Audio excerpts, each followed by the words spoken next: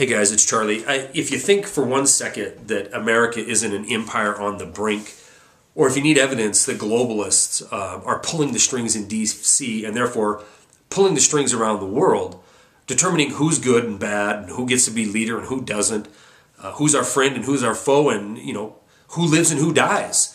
Let's just look at what's going on in Libya, how it started, how it developed, and where it's going to.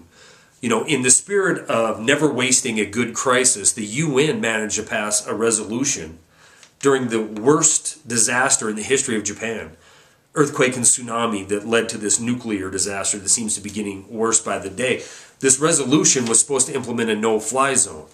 It was sold to the world as being this big humanitarian home run where we're going to provide air cover and the citizens can protest and democracy can reign in Libya. It quickly degenerated into a target of opportunity air campaign where commanders were targeting military assets of Gaddafi. But that's been the plan the whole time, and proof of that came out today when Reuters released an article showing that the president signed a finding 3 weeks ago saying we, the United States, may have to provide military support to the rebels in that country. And it turns out an official is quoted as saying today that the rebels are too disorganized and have not been able to take advantage of the military action so far. But it's ironic, in this not staged event, that these rebels, this ragtag bunch of freedom fighters, have managed to already set up a central bank, already cut a lucrative oil deal with Qatar, and are well on their way to being part of the international globalist community.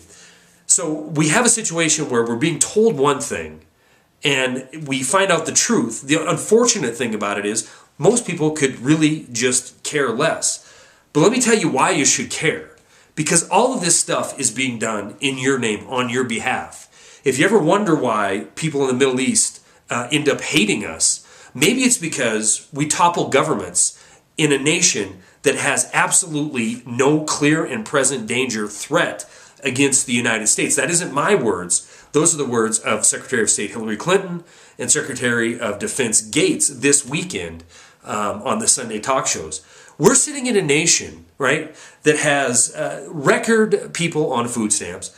We have a record number of foreclosures, record number of bankruptcies. The mainstream media is trying to tell us that everything's better because of Dow Jones 12,000 and a jobs report's going to come out showing that we broke even for a month. But in reality, the middle class is evaporating in our country. The once greatest middle class in the history of the world is shrinking to be part of this banana republic. Our government can't function for more than 2 or 3 weeks at a time without passing emergency spending bills. And we still are taking the time to spend $100 million a day invading or toppling regimes around the world. It's absolute and utter insanity. And it's what empires do right before they crack up and fall apart. Stories are attached. That's all I got.